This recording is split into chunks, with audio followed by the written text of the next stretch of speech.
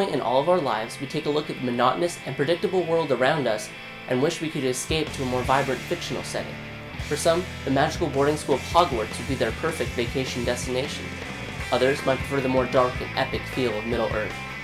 As for me, I grew up playing the Pokémon games, and what I love about the places and regions in them is that not only are they fun, unique, and creative, but they're still based in reality.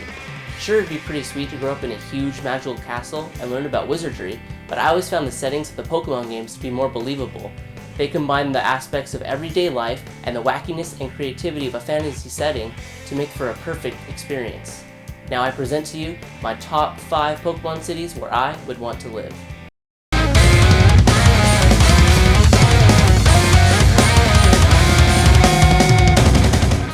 First introduced in the Generation 4 games Diamond and Pearl, Sunyshore City looks like what I wish more of the real world could look like. It's got all the qualities of a stellar town.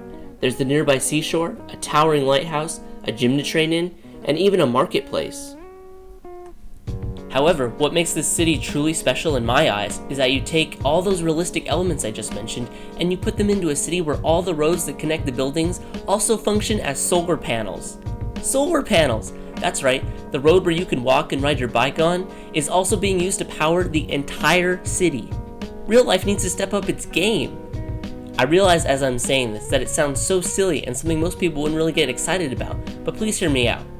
See, in my mind, it's all about the atmosphere that the solar roads help provide.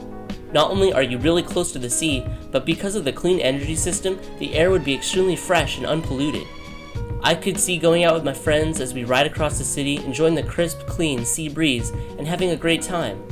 Also, the lighthouse would be a great place to sneak into at night and just hang out. Want to impress a girl? No problem. Just take over to the lighthouse at dark. Show her how you're totally not scared and totally not afraid of the dark, creepy lighthouse. You could even look at the top of the tower and see the gates to the Pokemon League. Talk about a great way to stay motivated as a trainer.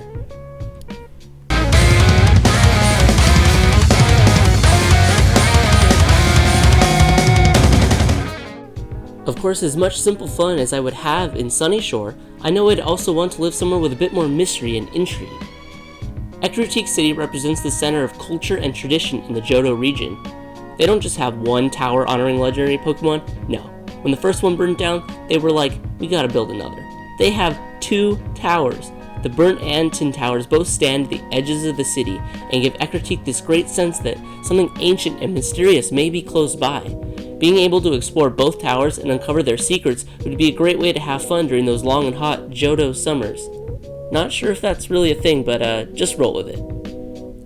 Not only are the legends enticing, but there's also a huge dance theater in the middle of town. Now, I'm not the greatest dancer ever, but I'm not going to pass up some lessons with the Eevee sisters.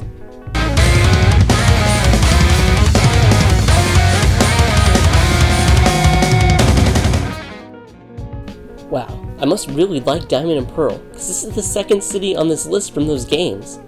Canalave City is similar to Ecruteak City, and then it holds the secrets to all the myths of the Sinnoh region.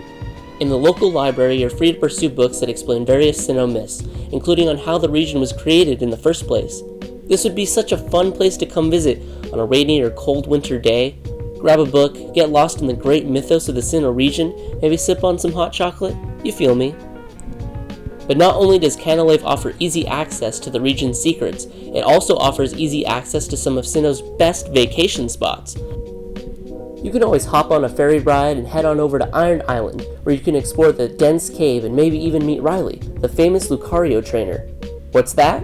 Not in the mood for rugged terrain or dusty caves? Fear not. You can just as easily make your way to Full Moon Island, where legend and myth overlap.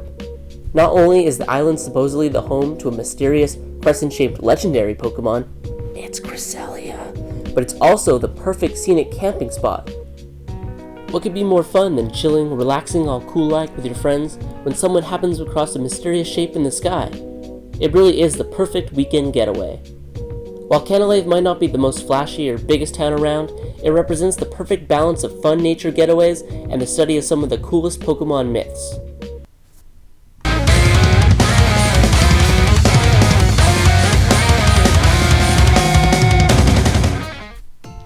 With the introduction of X and Y and the Kalos region, which is based off of France, I knew there would be some incredible places to live in this classy as heck region.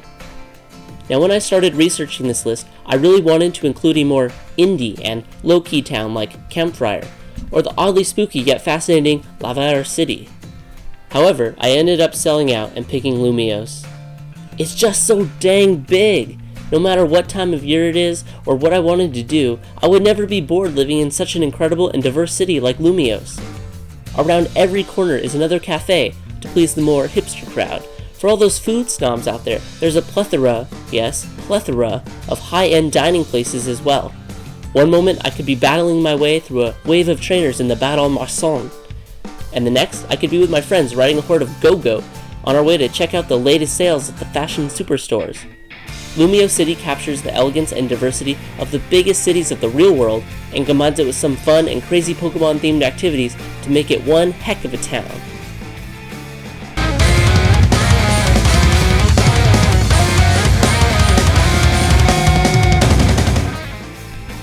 Now I know what all of you must be thinking right now. Lumios appears to be perfect in just about every way. How could there be another city out there that I would rather live in? While Lumios might be fast-paced and filled with non-stop fun, in reality I would prefer a more relaxed and peaceful setting. That's why my absolute #1 favorite Pokemon city that I would want to live in has to be Four Tree City. The entire city is suspended in the treetops and is connected via wooden bridges. Think a childhood treehouse meets Tarzan type of feel. Epic, I know. It truly is a beautiful city in just about every way.